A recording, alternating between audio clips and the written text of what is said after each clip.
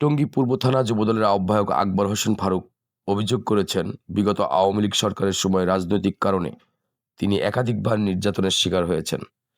নিজের উপর ঘটে যাওয়া সেই সময়ের অভিজ্ঞতা তুলে ধরে তিনি বলেন, ফ্যাসিস্ট সরকারের আমলে বিভিন্ন সময় তাদের প্রশাসনের চাপে পরিবার নিয়েও অনেক সময় আমাদেরকে এলাকা থেকে দূরে সরে তুলে দিতে হয়েছে। আমার নামে বিভিন্ন সময় রাজনৈতিক অনেকগুলি মামলা দিয়েছে তারা। আরও জানান, তৎকালীন সরকারের সময় তার নামে মোট 37টি মামলা দেওয়া হয়।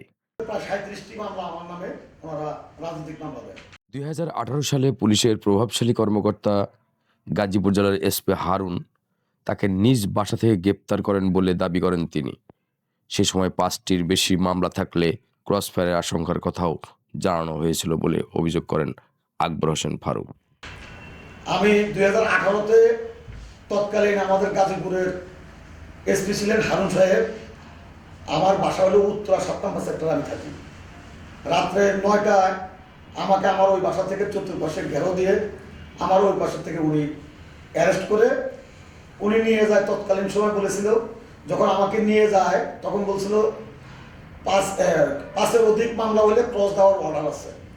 এই কথা বলে আমার চোখ এবং আমার পিছপড়া হ্যান্ডকাপ লাগিয়ে আমাকে হারুন সাহেব তখন ডিবিতে যিনি দায়িত্বে ছিল, ওই ডিবির দায়িত্বকারী যে অফিসার ছিলেন ওনার নাম ছিল ডেভিড।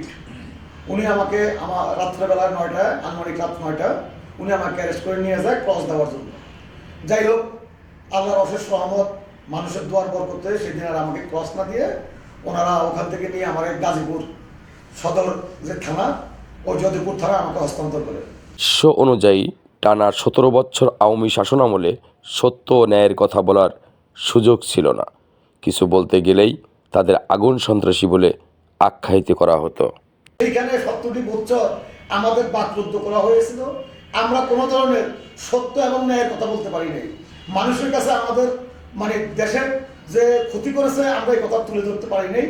এই কথা বলতে গেলেই আমরা তখন আগুন সন্ত্রাসী হিসেবে আমাদেরকে তারা আখ্যায়িত করেছে। আগামী ত্রয়োদশ জাতীয় সংসদ নির্বাচনকে সামনে রেখে টঙ্গী পূর্ব থানা যুবদলের প্রতিষ্ঠাতা আহ্বায়ক আকবর হোসেন ফারুক সাধারণ ভোটারদের অনুরোধ করে বলেন, আমি সাধারণ ভোটারদেরকে অনুরোধ জানাবো আপনাদের কাছে যে আপনারাও সামনের ভবিষ্যৎ ভালো বাংলাদেশ যদি আপনি পেতে চান, কোনো মুনাফিকি বাংলাদেশ না, সত্যিকার অর্থে বাংলাদেশ যদি পেতে চান, আপনারা আপনাদের মূল্যবান ভোটটা দিয়ে আমাদেরকে বিজিত জয়ী করবেন।